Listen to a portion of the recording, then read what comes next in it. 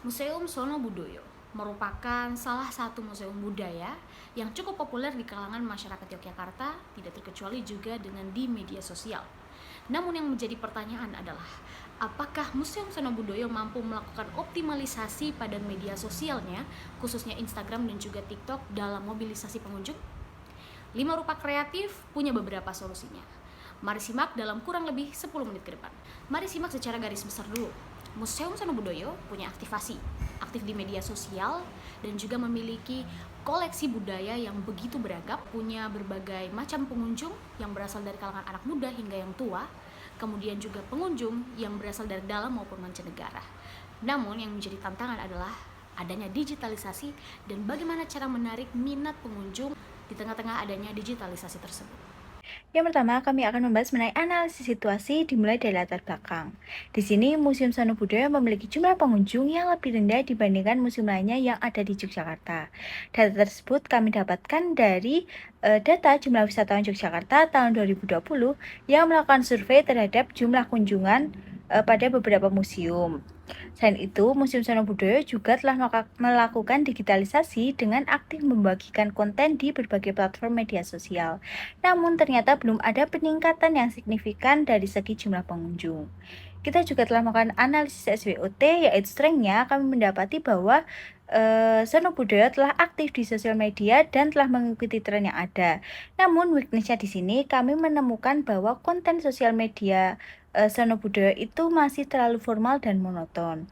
Lalu untuk opportunity-nya di sini kami melihat bahwa Instagram Sono Budoyo itu memiliki jumlah followers yang banyak, namun trendnya di sini kami mendapati bahwa banyak museum lain yang sosial medianya itu lebih menarik. Nah, dari latar belakang dan analisis SWOT tersebut, kami menemukan key problem, yaitu bagaimana mengoptimalkan media sosial untuk menarik mobilitas pengunjung pada Museum Sono Budoyo. Di sini kami membentuk program bernama Sono Siji yang memiliki makna satu tempat.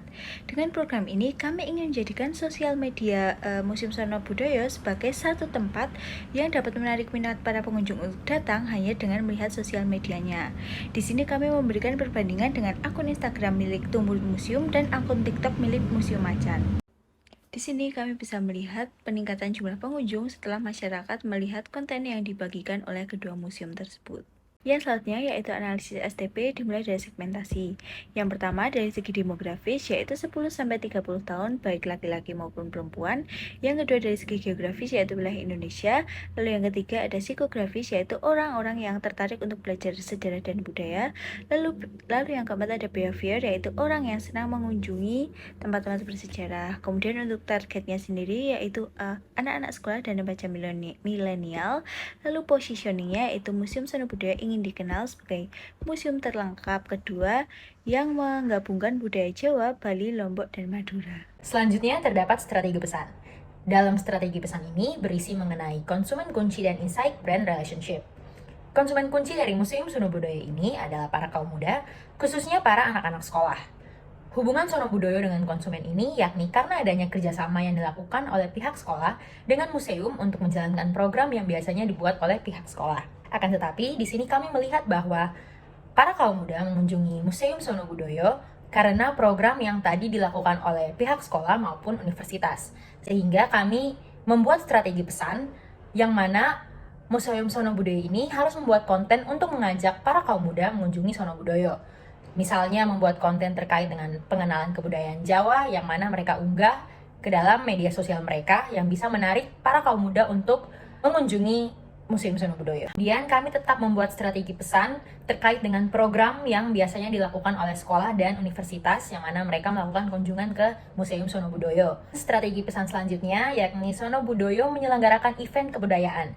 Event-event tersebut mungkin bisa berupa pertunjukan agar hal tersebut bisa menarik minat para kaum muda untuk semakin mengenal Museum Sono Budoyo. Kami membuat tagline untuk Museum Sono Budoyo ini yang mana tagline-nya berbunyi Tresno Budoyo, Tresno Sono Budoyo. Nah, tagline ini kami ambil dari bahasa Jawa yang artinya yakni cinta budaya, cinta Sono Budoyo. Selanjutnya, ini merupakan gambaran mood board dari strategi pesan kami. Yang pertama itu ada contoh event pengenalan budaya yang digelar di Museum Sono Budoyo.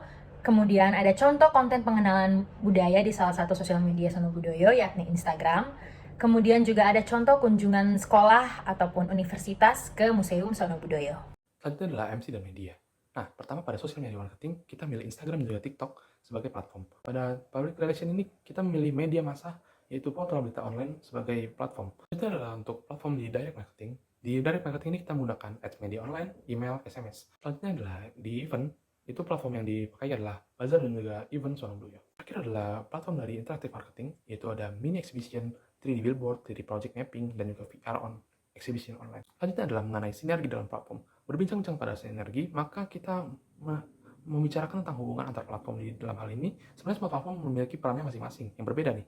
Namun, semua platform itu memiliki tujuan yang sama, bagaimana mereka bisa menarik minat daripada target dan juga audiens untuk berkunjung kepada Sono Budoyo. Nah, berikut adalah beberapa contoh mood board dari program yang tadi sudah dijelaskan.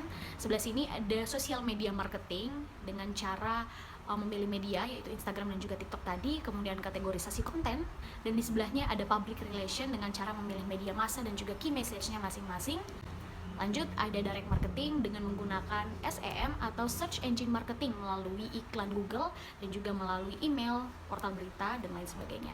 Kemudian ada juga melalui event dan juga interaktif marketing. Berikut beberapa contohnya. Baik, selanjutnya terkait aspek manajerial khususnya pada konten plan. Jadi setelah mengetahui media apa yang ingin digunakan untuk Museum Sono Budoyo mempromosikan atau melakukan komunikasi pemasaran, selanjutnya yang dapat dilakukan adalah memetakan apa saja sih konten yang akan diproduksi dalam Museum Sono Budoyo. Jadi kami di sini membagi ke dalam beberapa konten, di antaranya yang pertama yaitu tentang brand knowledge, selling, information, entertaining, dan juga interaktif. Interaktif ini khusus untuk memetakan bagaimana konten-konten yang bentuknya interaksi itu ditaruh di Instagram dan membuat insight yang lebih tinggi melalui engagement. Selanjutnya kita masuk ke timeline. Di sini kami pun telah merancang timeline per minggu, yaitu dalam 5 minggu untuk Januari 2023 mendatang. Berikut untuk minggu pertama dan juga minggu kedua, dan di sini pun kami merancang untuk setiap minggu dapat memiliki setidaknya satu program perencanaan yang sudah kami jelaskan tadi. Dan berikut untuk minggu ketiga sampai dengan minggu kelima, dan perlu di-remark lagi bahwa kami pun telah merancang mana saja kegiatan yang bisa dilaksanakan setiap minggunya dalam 1 bulan dan dapat bertahan hingga 1 bulan, dan mana saja kegiatan yang harus dilakukan pada awal dan juga akhir bulan untuk melihat efektivitasnya. Tahap selanjutnya adalah memetakan berapa budget yang dibutuhkan.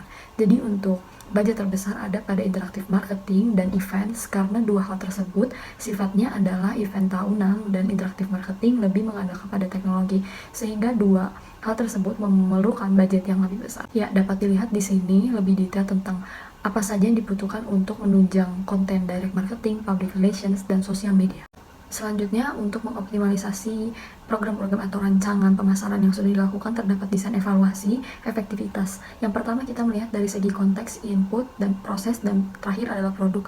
Jadi untuk di direct marketing, evaluasi konteks seperti yang ditampilkan. Kemudian selanjutnya adalah evaluasi sosial media. Berdasar konteksnya itu tentu tools online yang sudah disediakan platform seperti Instagram dan TikTok seperti untuk melihat insight, Facebook Business, atau SEM Readers itu sangat membantu untuk memonitor seberapa efektif konten yang kita buat. Kemudian dari segi input itu jelas produksi konten harus memiliki SOP-nya tersendiri, dan secara proses review konten dalam sosial media juga dapat di-maintenance dengan memperhatikan jumlah insight.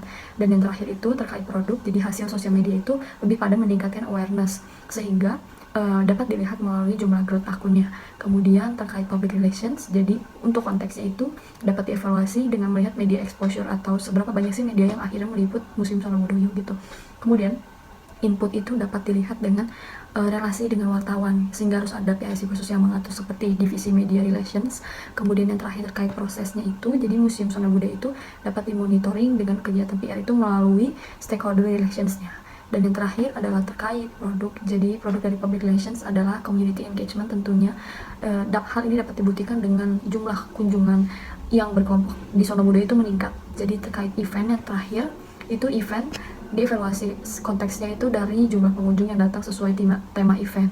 Kemudian inputnya itu dikatakan di sini infrastruktur fisik atau non fisik, karena bisa dilihat gitu ya, kalau event yang bagus itu pasti tag di Instagram sangat banyak. Kemudian bisa dilihat juga di slide ada proses, produk, dan yang terakhir interaktif marketingnya. Di sini tuh menarik karena interaktif marketing dievaluasi dengan melihat dari trending topiknya. Kemudian bisa dilihat di slide ada input, proses, dan produk yang dihasilkan dari interaktif marketing. Itu saja yang dapat kami sampaikan. Tertarik untuk mengetahui lebih lanjut? Silahkan hubungi kami di kontak di bawah ini. Terima kasih.